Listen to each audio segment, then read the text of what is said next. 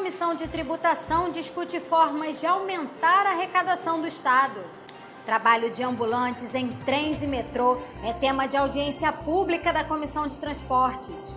E a Alerj lança a campanha Outubro Rosa com nova iluminação do Palácio Tiradentes. O Jornal da Alerj começa agora.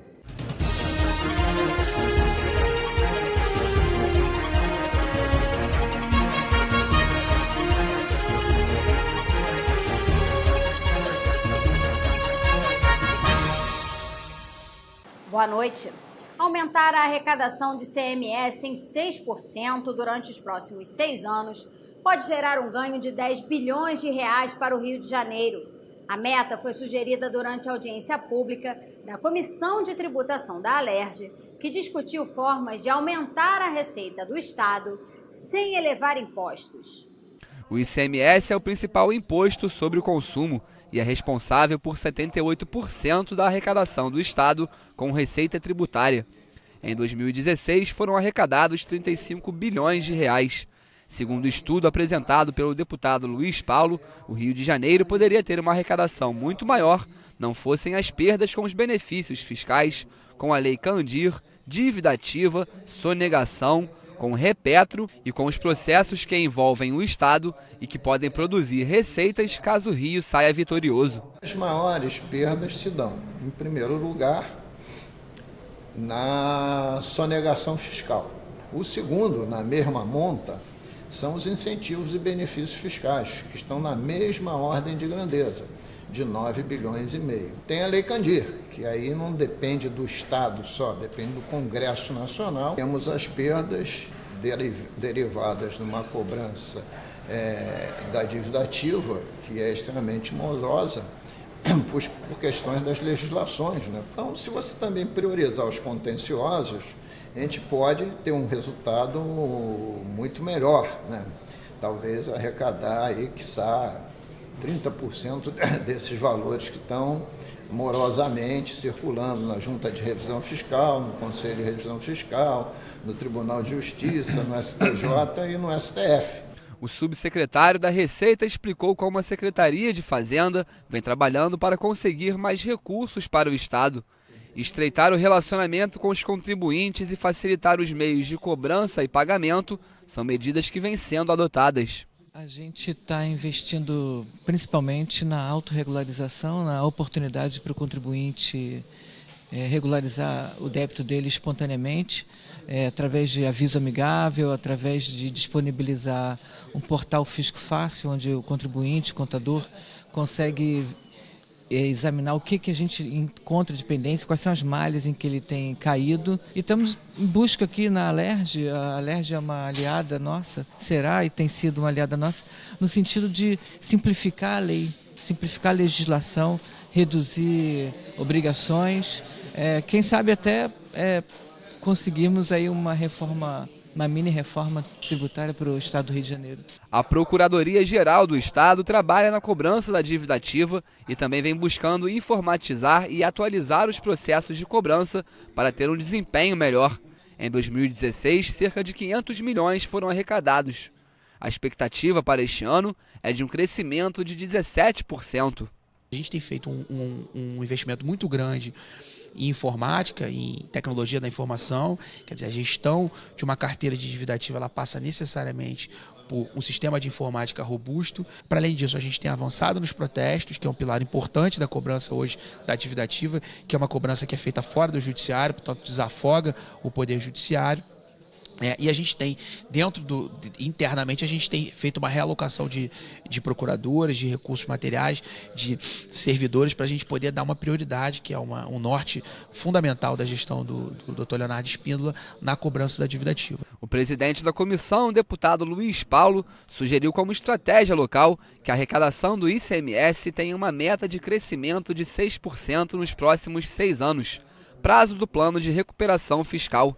A medida permitiria um acréscimo de 10 bilhões de reais neste período. O parlamentar também quer discutir a reforma tributária para promover uma divisão justa dos impostos entre União, Estado e municípios. Se nós conseguirmos esse objetivo, nós em 2023, que é o 6º ano, nós arrecadaríamos a maior de ICMS 10 bilhões de reais em relação àquilo que foi proposto como meta no plano de recuperação fiscal.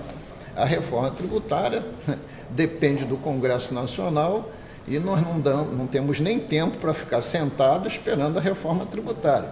Agora nós temos obrigação de discuti-la, porque esse projeto que está tramitando, no meu entendimento, ele é bom na essência, mas quando fala na distribuição dos recursos, eu acho que estados e municípios serão prejudicados. A gente tem a obrigação de instrumentar a nossa bancada federal para que ela possa defender os nossos interesses com números, né, e não de forma empírica. O administrador judicial da Varig, Wagner Bragança, e o advogado dos funcionários da empresa, Otávio Leite, discordam do destino que deve ser dado ao pagamento da indenização definida pelo Supremo Tribunal Federal em favor da Varig. O debate aconteceu durante a audiência da CPI da Alerj, que investiga os desdobramentos da falência da companhia aérea. Em agosto deste ano, a União foi condenada pelo STF a indenizar a massa falida da Varig em 3 bilhões de reais.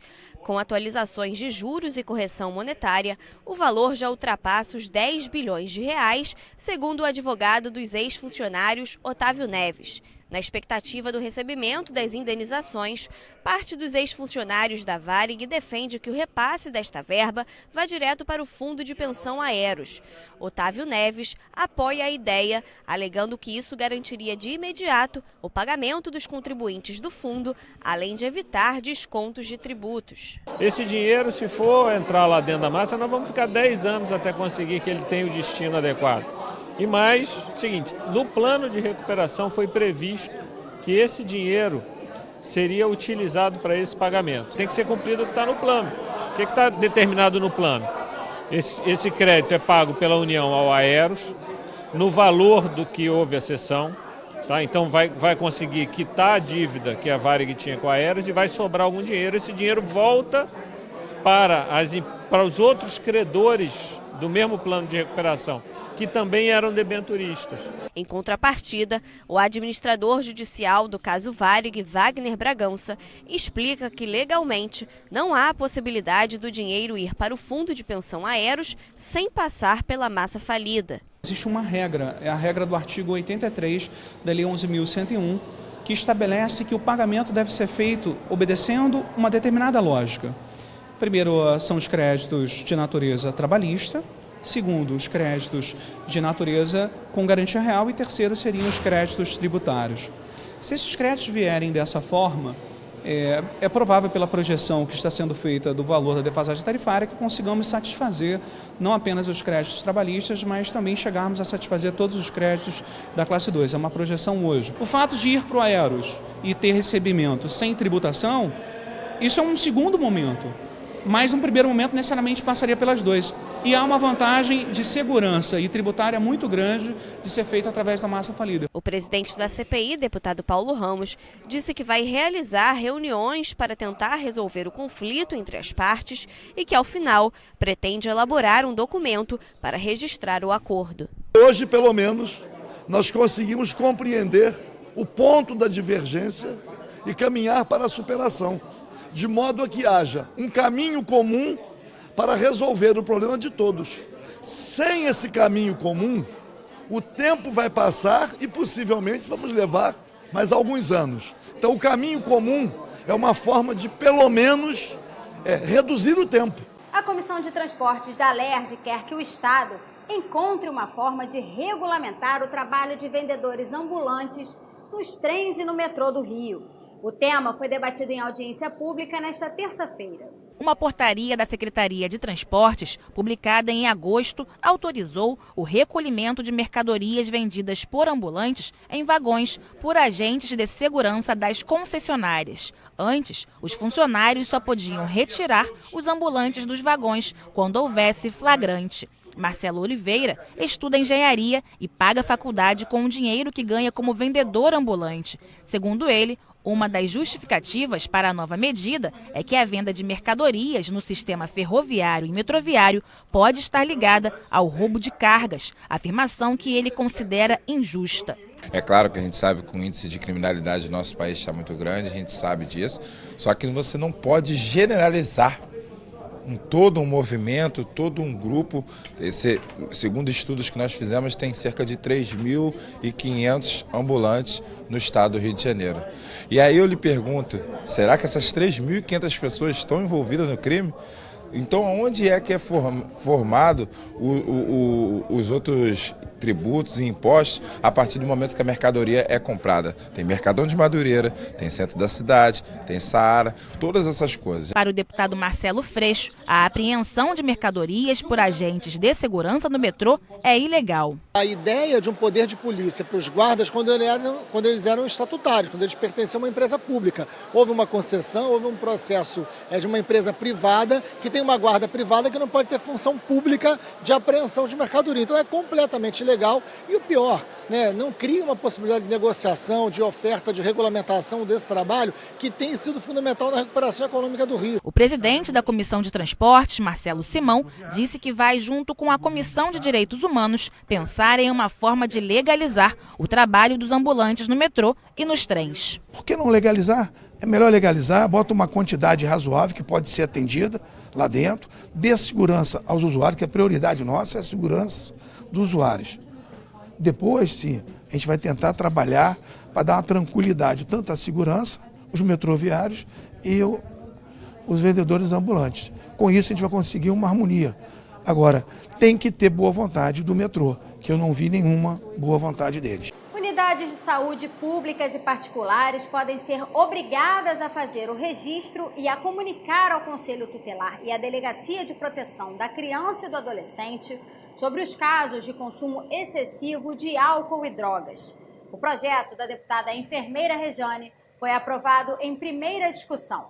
Veja como foram as votações no plenário. Na sessão plenária desta terça-feira, os parlamentares continuaram a discutir a proposta do governo que altera a lei do Imposto sobre a Transmissão, Causa-Mortes e Doação de Bens e Direitos, o ITD. O projeto reduz a isenção para imóveis residenciais de pessoas físicas.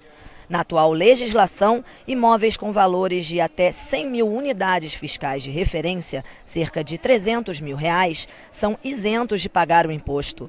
A isenção agora será apenas para imóveis de até 15 mil FIR, ou cerca de R$47 mil. Também serão criadas mais duas faixas de pagamentos. Imóveis de até R$300 mil pagarão 4,5% de imposto. Entre R$600 mil e R$900 mil será de 6%. Acima de R$900 mil e até R$1.200.000 o imposto sobe para 7%. E acima de R$1.200.000 de 8%. A nova tabela entra em vigor a partir de janeiro de 2018. O projeto recebeu 95 emendas. Hospitais, postos de saúde e clínicas podem ser obrigados a comunicar aos órgãos públicos todos os casos de crianças e adolescentes atendidos na emergência por motivo de embriaguez ou uso de drogas. O texto também determina que a Delegacia de Proteção à Criança e ao Adolescente, o Conselho Tutelar e os pais ou responsáveis sejam imediatamente avisados.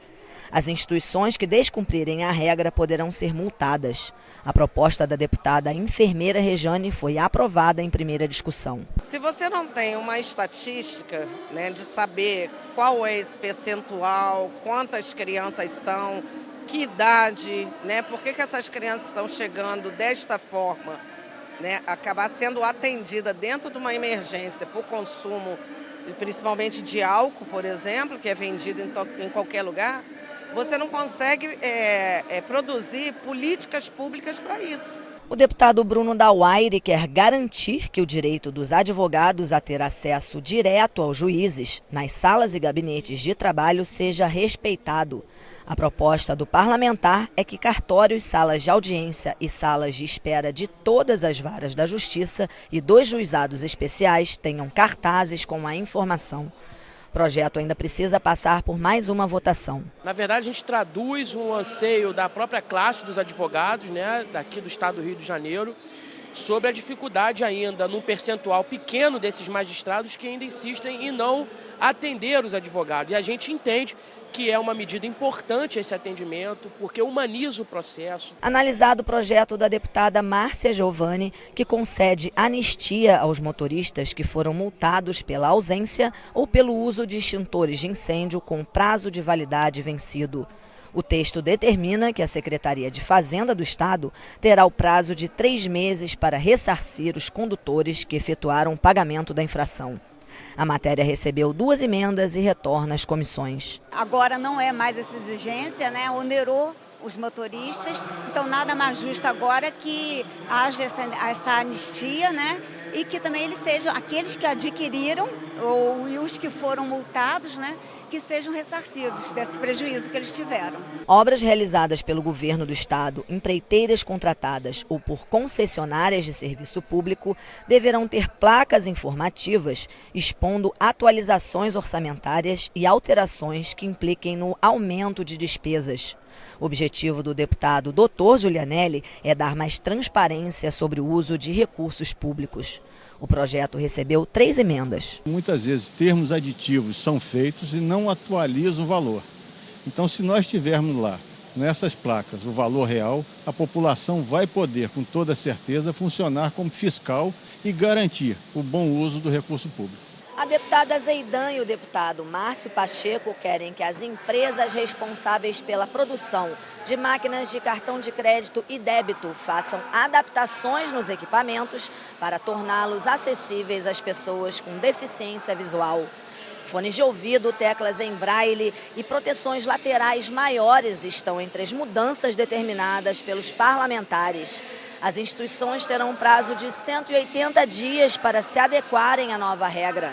A proposta aprovada ainda volta ao plenário para mais uma votação. Já o deputado Figueiredo quer criar um programa de assistência psicológica aos pais, cônjuges e filhos de vítimas de roubo seguido de morte no estado. O objetivo é dar suporte às famílias que perderam parentes por conta deste tipo de violência.